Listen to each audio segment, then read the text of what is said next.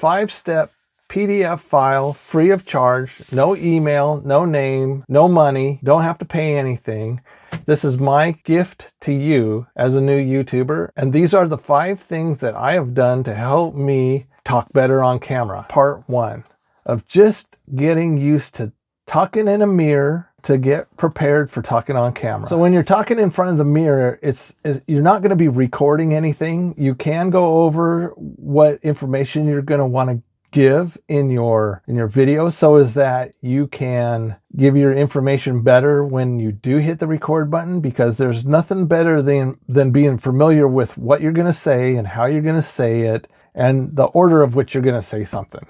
Part 2, practicing recording on camera, but no pressure. So what I usually do here is I will set up the camera, get the right angle, like a dress rehearsal. I get set up. I will even turn it on and just let it run. You're not going to record this for putting in your video. You are recording this so that you can watch it and see how you do. You can see what words you're stumbling over, or you can see what phrases you think sound good in your head, but once you've said it and then you're watching it, you're like, well, people aren't going to understand that. Step 3, record it for real. Same setup as step 2, but now you're more comfortable with the situation. You've rehearsed what you want to say. You are ready to let her rip.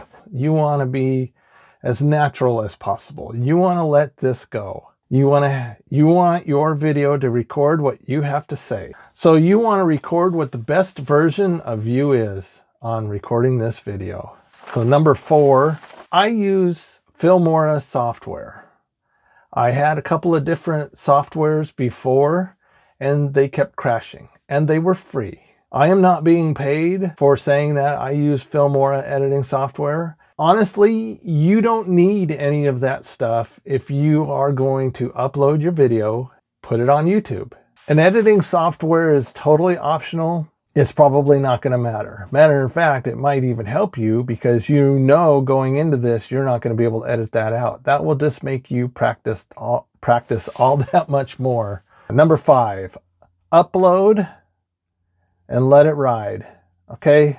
So before you hit upload to YouTube, I would strongly suggest that you already have your thumbnail made and a title thought up and a description of your video.